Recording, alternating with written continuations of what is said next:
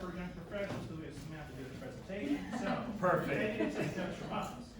My name's Andrew, as he said. I'm with Western Carolina University. We are a sponsor of PROpel and the chamber events and all this kind of fun stuff that we do here. I'm excited to be here with you all. I'm excited to learn and listen as well, because we know we can't keep all the education to ourselves, and there are other folks in this community that can teach us. And we also try to bring those into our own continuing education programs, certificate-based programs. That's kind of the big thing now going on, at least in the state, of kind of stacking some credentials rather than thinking my next step has to be a 2-year plus master's degree or undergrad. Not necessarily. So check out our website for that. We do have this as well. If you want to get an MBA, it's online. Do it. More power to you for all that kind of homework coming in. So if you have any questions about any of that, you can catch me later or shoot me an email. So thank you. And we also have a wonderful sponsor here with First Bank. I think I saw at least one of you show up here. Did you have any words other than like go First Bank? Or? Yay, go First Bank. We are a local community bank. We have about 110 branches in North Carolina, South Carolina. Our main focus is just being a resource for our local community. So if y'all have, business questions, personal account questions, loans, come see us. We also do financial wellness classes for any business owners that have employees that you think that might benefit. It's just, you don't have to bank with us. It's just something that we do to, lift our community up all together. Yeah. Thank you. And if you're looking for some prep, I know we got tax season coming up, and trying to make sure you prep for that in 3 or 4 months, Xavier? That's all right. And we got a lot of other wonderful things that Forbes Harvest can help the company with. So did you have anything you'd like to share with us, Xavier? Sure. Yeah, here Xavier Webb on behalf of Forbes Bazaars. We sponsor the Chamber and PROpel series. We do audit, tax consulting, all that good number stuff. I've been in the Asheville community for over 50 years, and yeah, good to be here after sports. And if you want to leverage both those relationships, you can use Xavier to help you take money out of First Bank and stuff like that. But if you need to defend yourself or just work out some of that aggression, we've got Tony here from Asheville Sunset Martial Arts. Would you like to share anything with her? Absolutely. Yeah, thank you. Good afternoon. I'm Tony Morris. I'm Asheville Sunset Center for Excellence. We're actually rebranding ourselves because we offer several different areas of service. We're best known for our martial arts, for both kids, teens, and adults. We've been voted #1 for 18 years straight. But we also have an on-site after-school program that picks up from 20 different schools. It gives homework help, instructors afternoon, no strings, healthy snacks. We actually practice manners, we don't just talk about it. And we help kids learn leadership skills, team building skills, and conflict resolution skills better than most adults I know. We also have conflict? What's that? Supposed to resolve our conflict? We're supposed to resolve our conflict, yeah. Without aggression. We have summer camp weeks all during the summer, which are educational. And tons of fun. We do excursions in the middle 3 days where we take field trips, some of which are down to Greenville, South Carolina, and we go to a Jurassic Park-like place in Tennessee, so they're really awesome camps, everything's themed. The kids are out once a month, so there's a lot happening there, and most people don't realize how much there's happening there. But with regard to the martial arts practice, we make it really easy for people to take us for a test run and engage with us. We just up and give you a free week. You need to schedule your first class for the free week. And if anybody's interested, I have some vouchers right here today. Just let me see. So Asheville Sun Tzu Center for Excellence, thanks so much. And we think the chamber is awesome, and this is just one of many things that we sponsor here. You didn't have to twist your arm. What's that? I didn't have to twist your arm for that. Did not. Thanks for that. And we'll also make sure to give a huge shout out to Del Vecchio's. It's been our launch sponsor throughout these groceries for 2025. So, when you're thinking of those delicious sandwiches, you can actually go and find them again later by actually going there. But without further ado, I want to make sure to introduce you into Samantha Coffin, who is the CEO, but owner and founder of Matcha Nude. Matcha that actually tastes good. So I know that with all those things with health things, that's usually one of those big old struggles. But we were talking about earlier, I could have hot chocolate and apple cider, and all sorts of other recipes fused with that wonderful taste good. It's a woman-owned business from her, sustainable, ability-driven brand that thrives on ethical sourcing of that matcha and using organic marketing, as we're going to learn about today from our master. She's got a career in organic marketing since 2013, so at least 12, if I want to measure that, 12, 13 years of experience, if not more. How you want to do that? And that niche programming since 2007 as well, other areas. And you've created a number of different small businesses. So, serial entrepreneur on the loose. There's 4 first thing is to give you cereal in. But help other small businesses grow their audiences without relying on paid ads. And if you've ever done, anyone here ever done a marketing campaign? Okay, yeah, that blows the budget like nobody's business. And she is passionate about helping professionals build their marketing systems that create a lasting impact without constantly battling those changing pesky algorithms that make you want to cry again. We had a lot of field position things today. But you can also check more about her by reading some NCIDEA article or World Journey Magazine's article about her, and just and she's got a couple of great Instagram posts as well about what she's doing. So I want to make sure we introduce you and give a good round of applause to Samantha.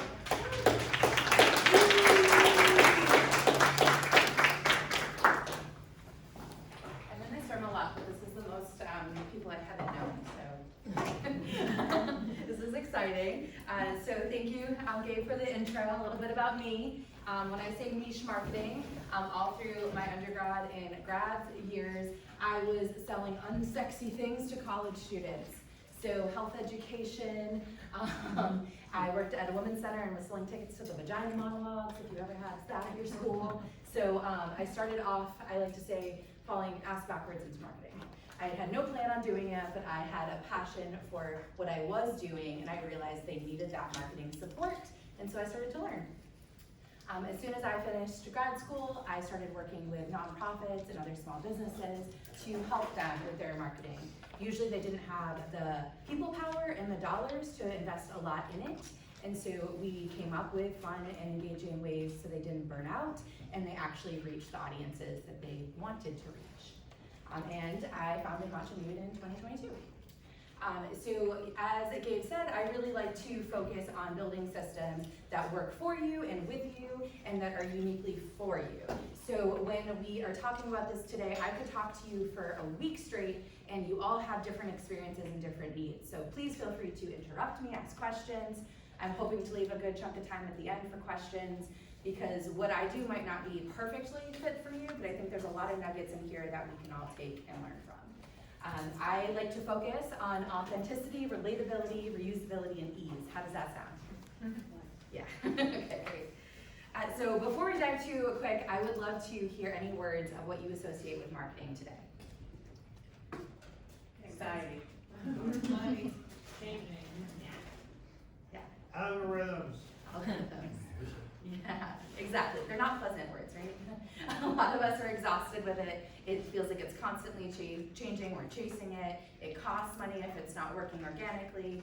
A lot of us have a lot of frustrations with it. Does that feel true to everyone? Yeah, absolutely. Okay, so first I want to be really clear that your pants are good marketing there. So the goal is not to go viral. And I want to start with that because you may have seen these types of situations before. When I first started to get into social, I saw several accounts that would have one, TikTok isn't a thing yet, but a reel, a video, a post go viral. And then they would be like, ooh, I can reach out and get a brand deal. And so they reach out to these companies and they're like, yeah, cool, you sell 10 of these shirts, and then we'll sign you up. And the majority of people that have gone viral can't sell 10 shirts. And they can't sell 10 shirts because the people that are following them from that one viral video, and maybe that second one that did a little better than their average, they didn't get to like, know, and trust you. They're not part of your community, they don't know your values, they don't share a lot of interests with you. They just saw you from that one cool video, or that one cool carousel you did. So viral is not the goal. The goal is to show up, and if you can, with intention. But at the end of the day, just start by showing up. The intention can come, right? You just have to figure out what works for you and how it works for you. So forget about going viral. If it happens, cool. Those are vanity metrics. Excited for you. They're not going to result in sales or a big boost in the long term. You might see it temporary, but your bigger goal is to build a true community. Another example of this is when I get unfollows, it feels like a win because I'm taking out and weeding out the people that don't need to hear my message, right? It's really easy to be like, God damn, I was so close to breaking 5,000 followers, right? But it's like, if that person wasn't your person, you don't need them there. They're just clouding the space. Awesome. So the three main areas we're gonna talk about today is algorithm fatigue, it's real. We're gonna talk about trends chasing burnout and the content that vanishes in 24 hours. So before we go too deep, algorithm, it's always gonna change. It is truly not there to go against you. They're just also running businesses, right? They're also trying to change things and make them work.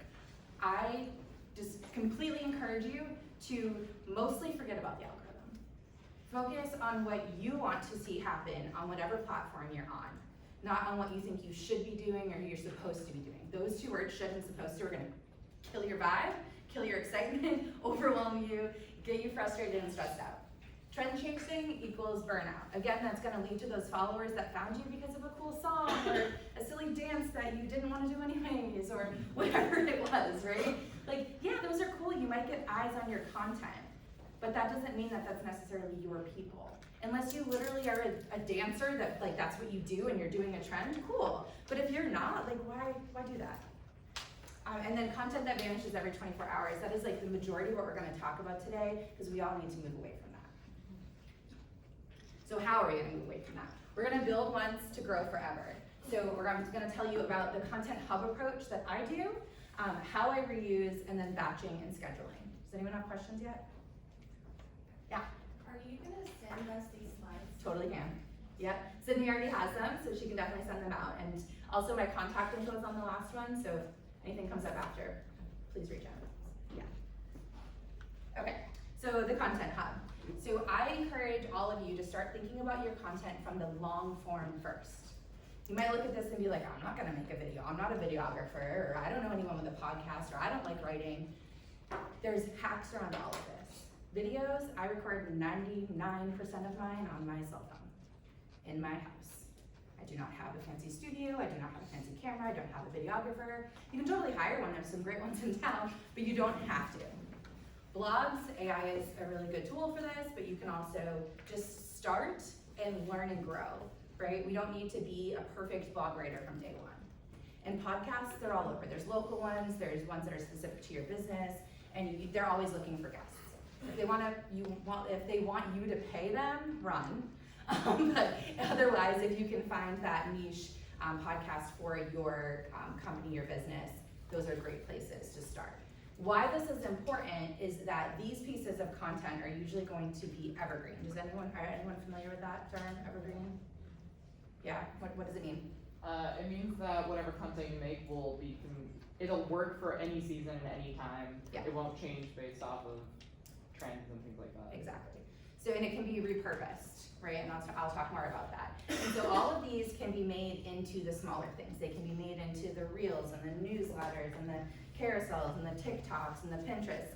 These pieces, you can hire someone down the road to do your marketing, and if you have these, you gave them the best tools possible, because you gave them this long content that you already vetted, you already know it's good, and that they can use and repurpose. So this is step one, and we're gonna go deeper into all of this, so just these are the highlights. And then we take that one piece of long form content, like I just said, we make it into emails, Instagram, stories, etc. So let me walk you through, I have two different examples of things that I have done and how I did it. So this is a frequently asked question I get, matcha tea bags. I'll just tell you right now, it's not matcha, don't buy it. So matcha tea bags, everyone was asking me at markets, I was getting DMs about it, I was getting emails about it. It's not real matcha, it's green tea, so if you like green tea, that's awesome, it's a marketing game. So I made a blog and a video. They talk to each other, so the YouTube video links to the blog links to the YouTube video. I then made it a newsletter. I didn't just make it a one-time newsletter though, I put it in one of my drip campaigns for my new customers, because people were asking me this very early on in their journey of becoming a customer. I then made it into an Instagram reel, which I reshared on TikTok and YouTube Shorts, same video. And then I also was able to hand it to a team member to make into a carousel. And this is, like we mentioned, evergreen. So this can be repurposed over and over again. We can go in and change the SEO or the meta description on the back end, and Google loves the blog post again. We can share it on Pinterest, we can share it in emails whenever we want. And people don't always remember that I've sent it to them before, right? But it was one piece of content I made once. This is in my home office. You can see my curtain in my window. Nothing fancy. Here's another example. We do tons of recipes.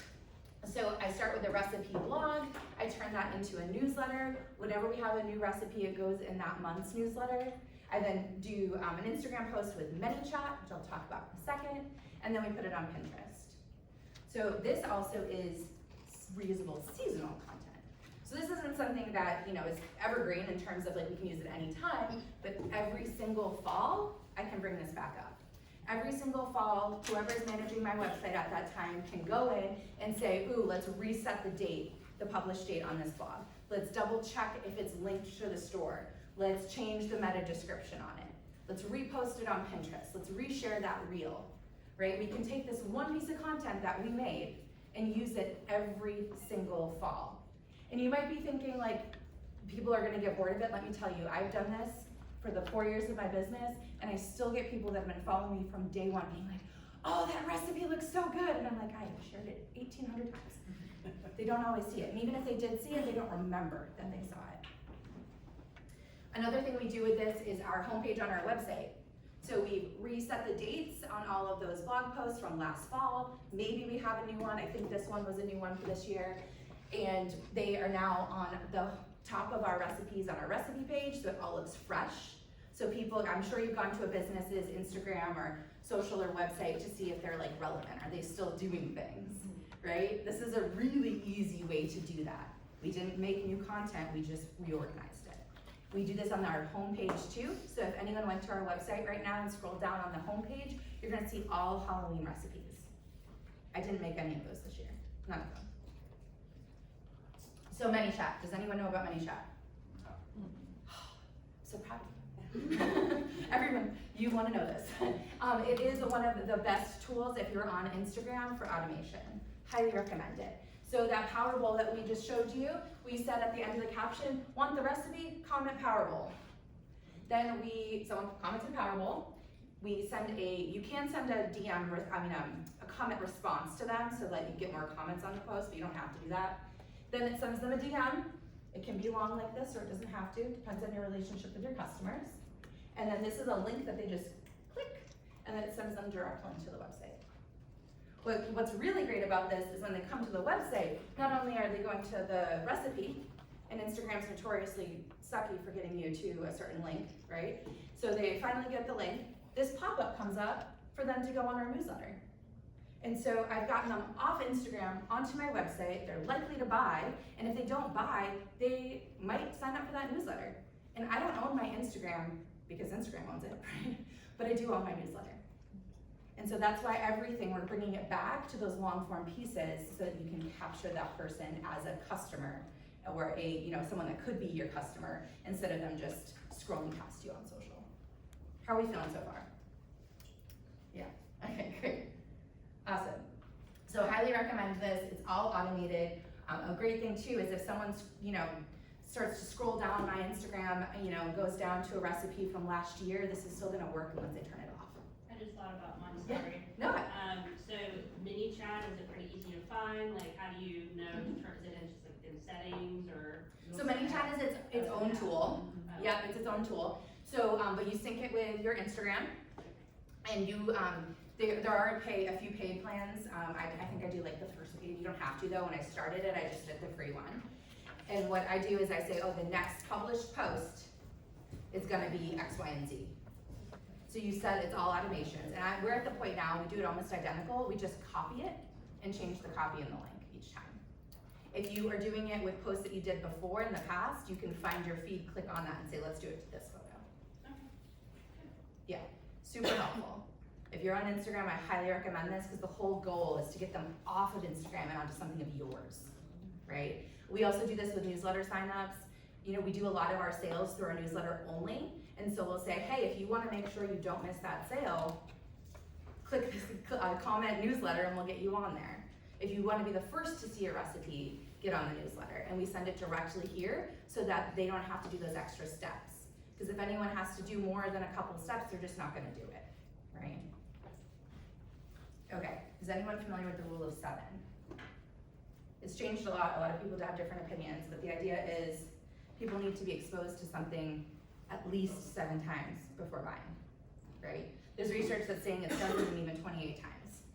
So when you do this, and they're seeing it in your newsletter, they're seeing it on your Instagram, they're seeing it on your Pinterest or your YouTube or whatever platforms you're using, they're actually more likely to take action than if you just say it once. So a recent example for my company is we've been sold out of our signature product for 3 months, completely sold out of it. I do have a replacement product for it that's on our website, and we've been selling it for more than those 3 months.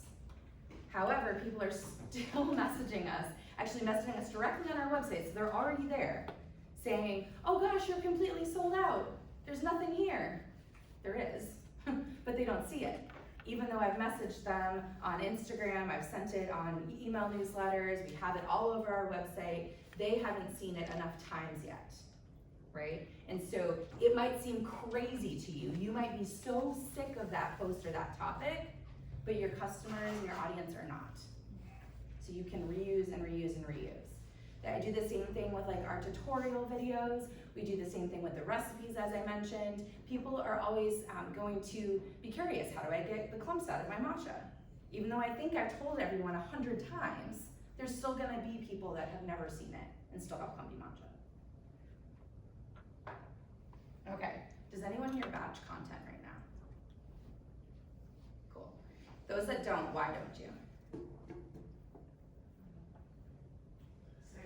Oh, I don't know what that is, but I don't do that. They're valid. Someone in the room does, and they don't wanna say that.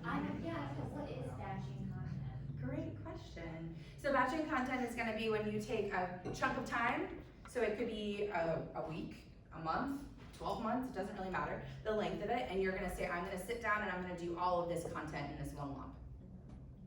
Right?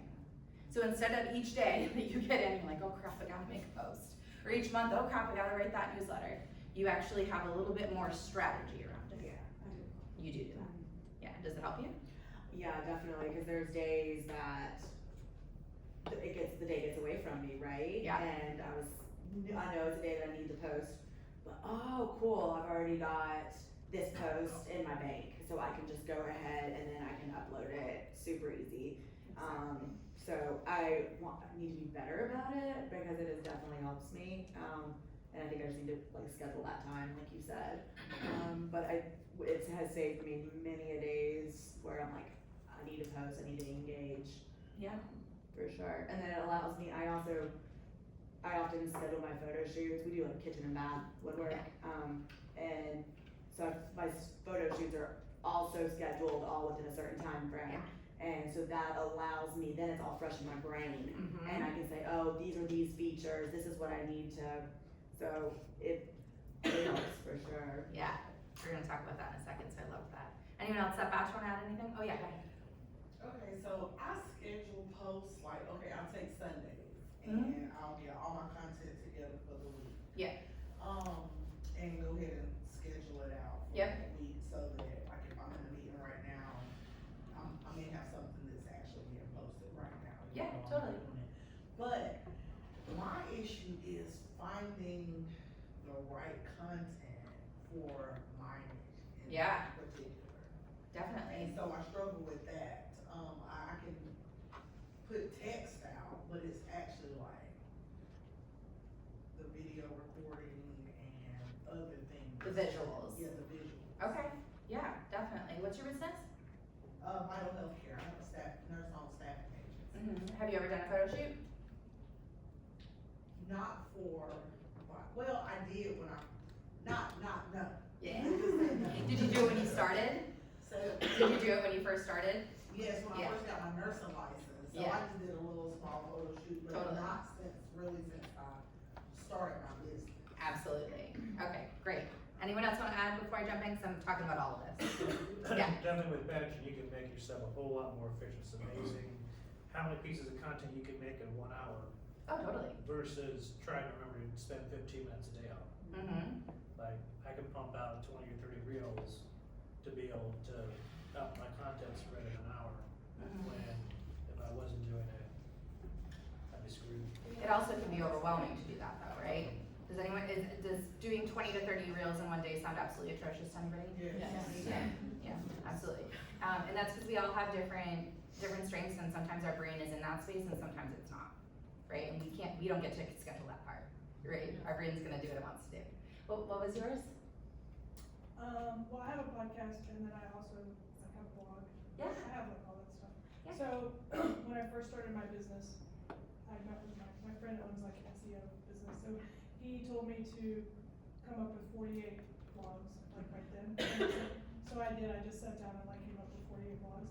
And then I planned them twice a week, because that's what he said to do, to get my SEO higher. Yeah. So I went in and I put them on my website. So, and that like took a load off. Yeah. Because, you know, I was like out of town or doing something else or had a meeting or whatever, but then it would like automatically go onto my website. Mm-hmm.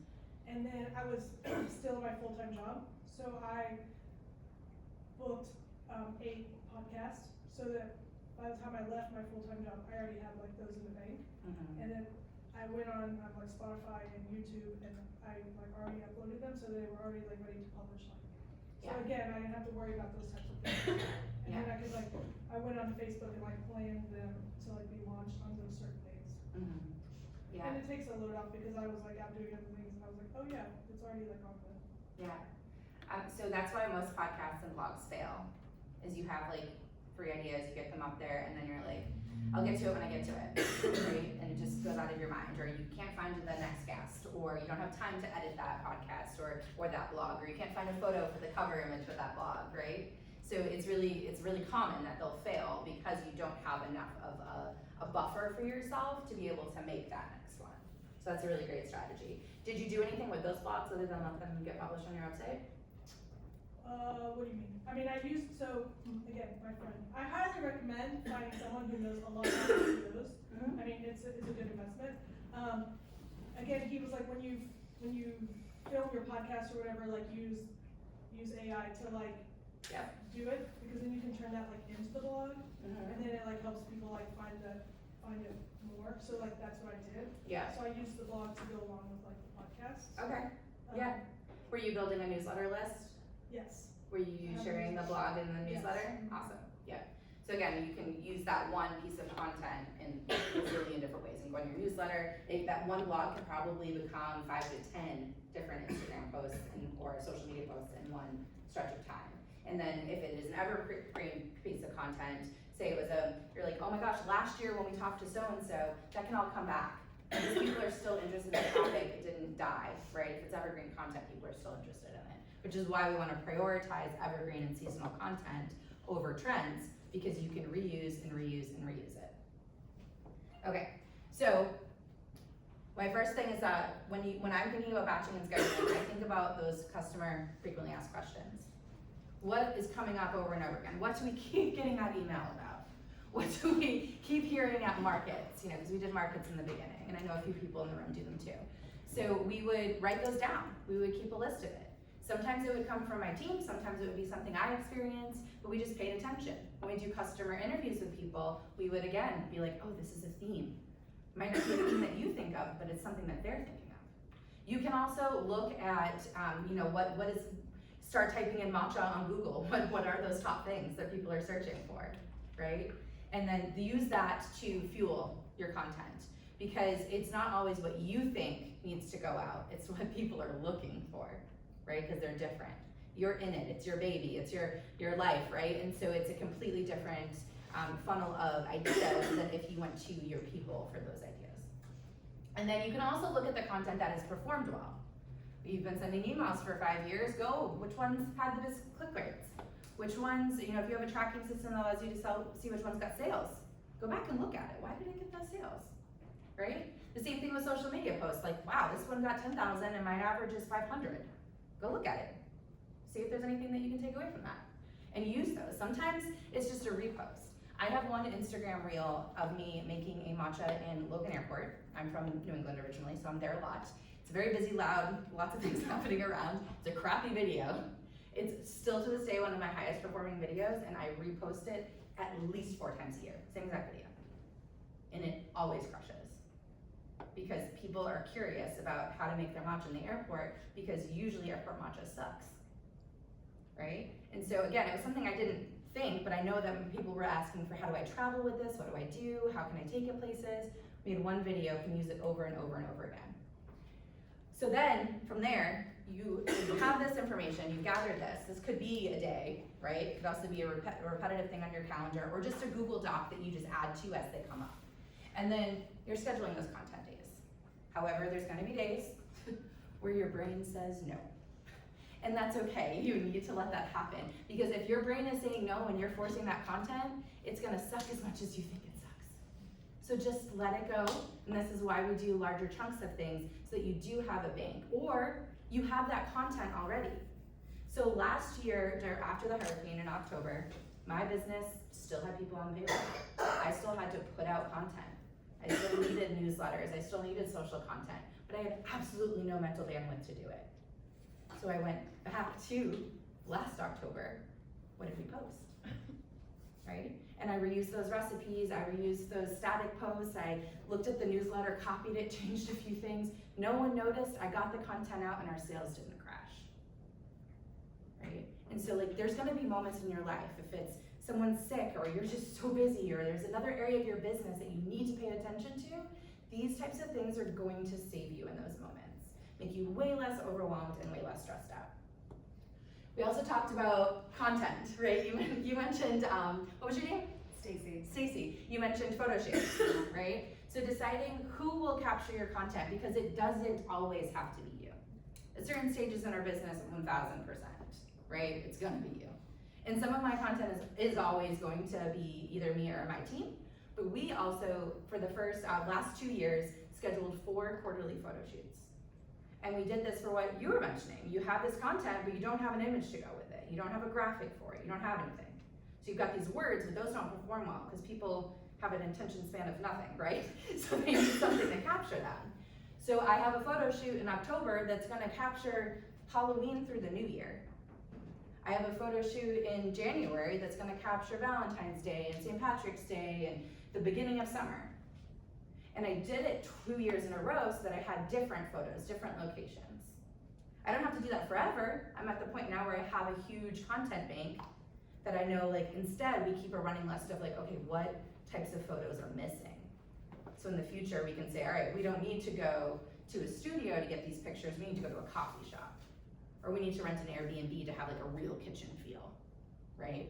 But we started to make sure that we had that huge bank of content. What types of models are we missing? What type of feeling do we need to have, right? And I'll be like, the photographer I worked with, they were 30-minute sessions. So you can work with a photographer that's super expensive, you can hire a friend. But being able to just get it into a routine of like, yes, this is gonna be something I know we need in the future. Let's do it now so that when, you know, Halloween comes, I'm not searching for a photo of a pumpkin, right? And then create a content calendar that serves you. How many of you have seen on, particularly TikTok and Instagram, like someone telling you exactly how you should post and it's gonna make everything better? Has anyone seen that before? Yeah, well, it's bull because they don't know you. They don't know your business. They don't know what works for you, right? So if you posting once a week is how you're gonna post once a week for a year, then that's what you did. If you can post more and it feels good and you have the content and it feels relevant, go for it. But if it's gonna stop you from doing it, then dial back, right? Tiny habits are a thing for a reason, right? Psychologists have been talking about them for decades now. Take it back, make your own rules. You get to decide what works, because all that matters is that consistency of showing up, and then your audience will learn the cadence that you set, right? And sometimes when we post a ton, if it's not like quality content, they're just gonna ignore it. It matters more if it's actually something that they want to see, right? And then always note when and how it can be reused. So when we create something at Matcha Nude, we look at it, we're like, all right, this is seasonal, every August we're gonna share this. Okay, this is, you know, evergreen, we know we need to talk about this once a month because people are always asking about this. But if we don't note it in the beginning, it's just gonna get forgotten about. So take it and put it in a document of like, all right, these seasonally, monthly, whatever works for you, so that you know, like, this is content we already have that fits this area, right? Like tax season, for example, you mentioned taxes, right? That you know when that's happening. You know when people are gonna start freaking out about it. you know, when people aren't thinking about it at all, right? So you can take that content to make that plan that goes with your calendar. No one else can tell you what that calendar looks like because it's unique to your business. My biggest thing is please do not try to do it all at once, because you can't. You're gonna burn yourself out, you're not gonna be creative. Hey, were you raising your hand? Hey, I'm curious, is there ever too much content, and what are your thoughts on that, and why or why not? Totally. So again, it's gonna be your audience, right? So if you have content and your audience, say they're not on all the time, say your ideal person is older or they're not on that particular platform all the time, then yeah, you can totally burn them out. Also, if it is like it's just quantity content and not quality content, they will maybe unfollow you or unsubscribe from your email. So those two things matter most. Am I actually, am I serving them with this? Am I teaching them something? Am I making them laugh, right? It's not all about selling. I rarely sell in all of this, even in my email newsletters. Yes, there might be the shop button at the bottom, but unless it's like here's a sale, here's a fun thing, it's usually giving them something. It's giving them a recipe, giving them a tip, right? Giving them some type of value. If you can't give them value, then step back and be like, all right, is this gonna make them laugh? Is this gonna engage with them in some way? Then sure, but if it's not, then just pause and reevaluate that. There are some accounts that people expect to see 3 things a day. You know, there's some accounts that will post 3 TikToks a day or something. If that's what their audience thrives on, then that totally works for them. I would have no more followers if I did that. So you said you don't really, I guess, focus on sales in your content? Nope. Is it more like conversion? So you want to know that like, know, and trust, right? So when I talked earlier about the person that went viral and then they tried to get a brand deal and they couldn't sell 10 shirts, that's because no one liked, knew, and trusted them. So I do sprinkle it in, right? Every newsletter has the shop now, that we have the ones with the promo codes and the sales and everything like that, right? Yeah, but most of the time it's like, here's a recipe, here's a tip, let's laugh about this, building a sense of community so they are more invested in us and they feel like they're part of something. You see, once you have that, so Yeah. you've been in business 4 years, Mhm. and you have your audience. Mm-hmm. Then do you start posting your content for conversion and for sales, or do you still continue? That content is my conversion and my sales. Okay, yeah. Right? So they come to me for the recipes, they come to me because they know they can get the tutorials. They come to me because they can laugh about something that we post about. They come to us because we're relatable and we're authentic and we're not, our marketing is very unlike most matcha companies, right? And so that's why they came to us. And because of that, then they're like, oh, I know what matcha I want. Oh, I saw this matcha on this menu, I want that. Oh, I see it in the store, I want it. Right? So we've made those 7 or 28 touches with them to help them make that purchasing decision. Yeah. Yeah. So you said don't post things to go viral or don't do trending things, but what about the type of content, right? So reels and shorts, people seem to really like the little videos. How do you know a good mix of if your audience wants to see that or not, and do you do reels, do you do photos, do you do stories? Because you said something earlier about don't do the 24-hour thing. How do you know what to post and when to post? Yeah, absolutely. So again, everyone can tell you anything. They're gonna tell you all the different ways. Some people will say you need to just post reels. Some people will say reel, carousel, static reel. They're all trying to come up with these different, systems that they think work, right? And they're actually going viral because they're talking about how to use the platform, right? They're not going viral because of their content. They're going viral because everyone's searching that, because everyone wants that, right? And so it again is gonna matter what works for you and your audience. So going back and saying, oh, this type of reel crushes, but that type of reel, no one's engaging with it. This one, you can see on Instagram in particular, how many non-followers are seeing it, that's gold. So if you're all right, non-followers that's 80% of who saw this reel, create another reel like that. Or even take that one and edit it slightly different. But also, some of you may have seen when reels started to become the only thing people were posting, then Instagram was like, we love carousels. And so everyone was like, oh crap, I need to post carousels now. And it's because it's a social platform that has these different tools. They want you to use all the tools. But if it's gonna be oh, I'm not gonna post anything if I have to post a video, then post a carousel, post a static post. Carousel is the ones with multiple photos. Oh, okay. Mm-hmm. Yeah. So yes, there are all of these options. Instagram just says use them all, right? And there's always going to be someone on whatever platform it is telling you what they think is the best. But the only tools that you can use to really know what's best for you and your audience is your analytics, right? So like, all right, this type of post absolutely crushed it. I'm going to repeat it. You repeat it, doesn't work. Be like, okay, what changed? Or was it the time of day? Or was it the day of the week or the month, right? Like if you post, you know, like on the Friday before Memorial Day, I don't say not bad, right? But if you post it on, you know, like a random Wednesday at 3 when someone doesn't want to be at their desk anymore, it might do great. And so that again is going to be different for every single one of us because we're all running different businesses. So there isn't one blanket approach. It's like the biggest lie that they have out there. Any other questions or thoughts? Yeah? So I was doing blogs for a little bit, and a few, but then I was hearing that, like, don't do blogs if you don't have something different to say the way, then that's already out there, and move to videos. What are your thoughts? Okay, so I know your business. So they're telling you not to make a blog about it because someone has already made a blog about it? That there's, yeah, I mean, it's something Yeah. like for diabetes, like talking about blood sugar, the things to do, like there's Yeah. information out there already, so do videos.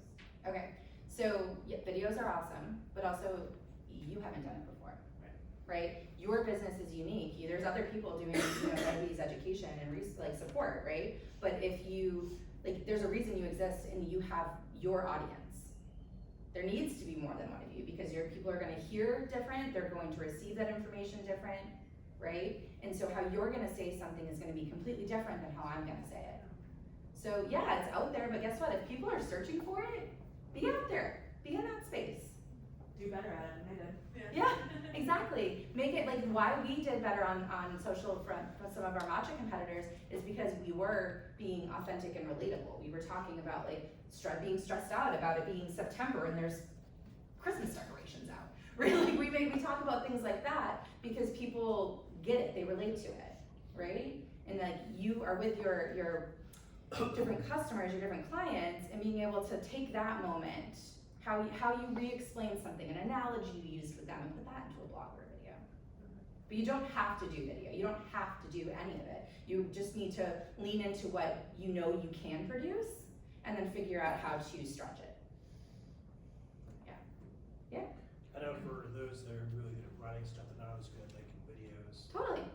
One tool I've found that's helped me make videos, if I could use a teleprompter, is the captions. What are maybe some other tools you could use to strengthen your presentation on things you're normally weak on? Yeah. So teleprompters are great. There's a ton of free. You can have, you know, an iPad or a computer behind you. They're awesome. I did a TED Talk and I practiced with a teleprompter, right? Because I was like, I can't be looking at my papers. That can be helpful, but again, like the more you do it, the more comfortable you'll get with it. I do encourage you to like start like in a room where no one else is, right? So you don't feel awkward. Like I still lock my husband out. It's like, you're not allowed in here for the next 3 hours, right? But just practice. Delete it if you hate it. Sometimes like don't rewatch it, just post it, right? Just the more you practice it, the more you will be comfortable with it. Yeah. I would say a great tool is Instagram stories. Yes. For practicing. It's That's what great. made me most comfortable on camera is Yeah. they're gone in 24 hours, so it's embarrassing, no one will remember, and it's gone. And you just do it every day, and you have to post on the stories as much as you can, so might as well hit 2 birds with 1 stone. Yeah, so another thing about that is you can download stories too. So if you do a story and it's awesome, piece that together as a reel later, right? You don't have to recreate that moment. You can go to your archives and say download and make it into a reel. Yeah, stories are great. That's a very long time ago, the beginning of Instagram, that's what I did more of.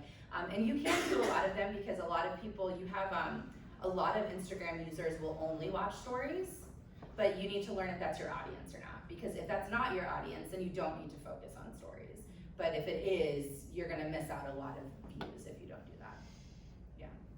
which you can just see if you watch your stories and you swipe up, it'll tell you how many. You can even see who watched them, which is really great about that is I always will has anyone heard of Ghost and Post?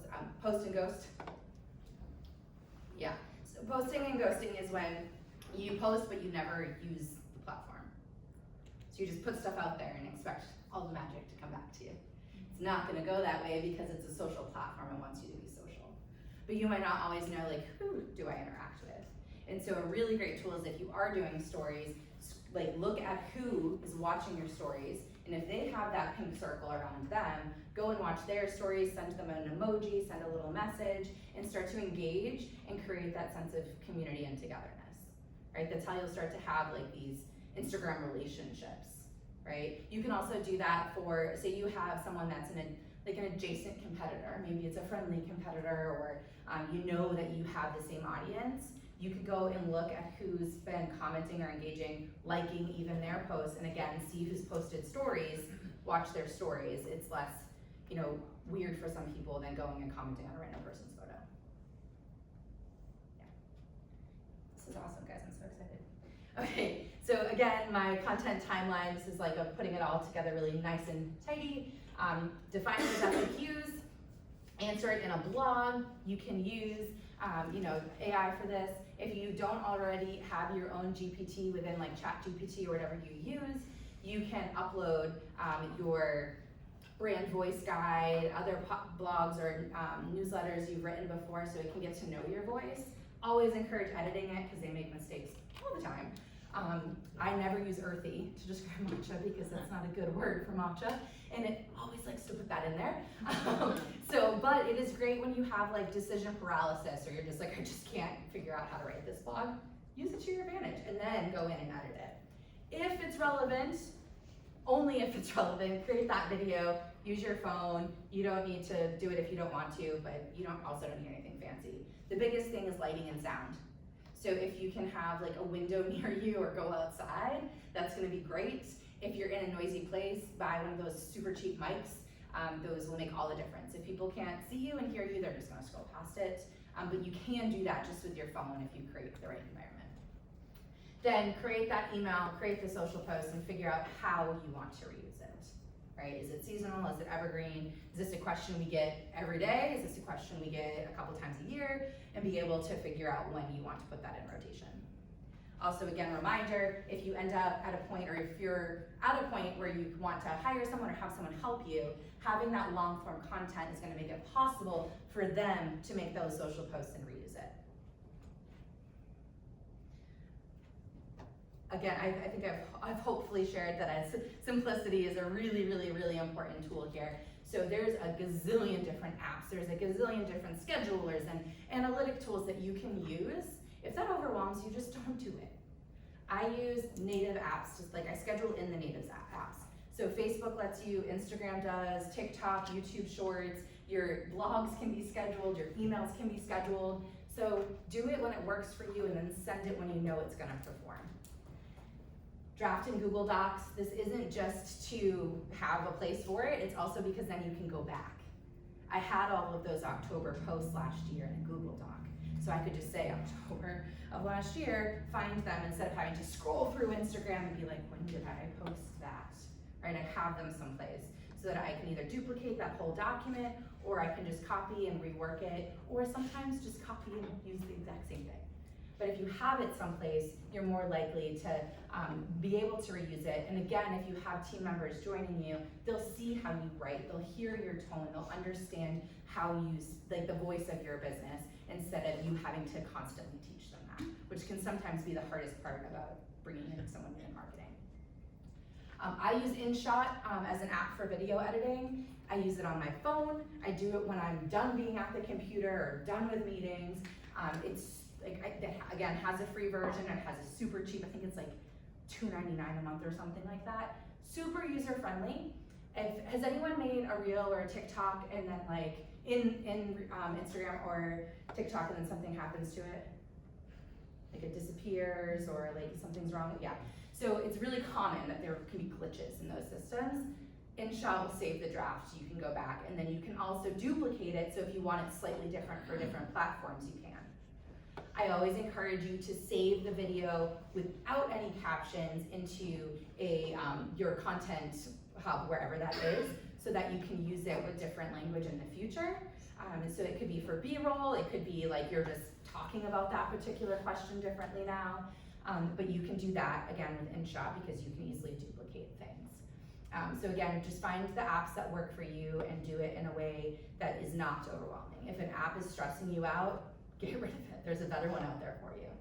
I have Canva on here. Does everyone use Canva? Okay, if you don't, it's amazing. My favorite part is that you can create a brand guide in there. You can upload all of your fonts, your colors, everything. So even if you're like working with someone new and you're just like, oh, I need to get theirs in here. And then they have all of these different templates. This entire thing was a template that I just added the Matcha Nude brand colors into. And then like it did some little tiny editing here and there, but nothing major.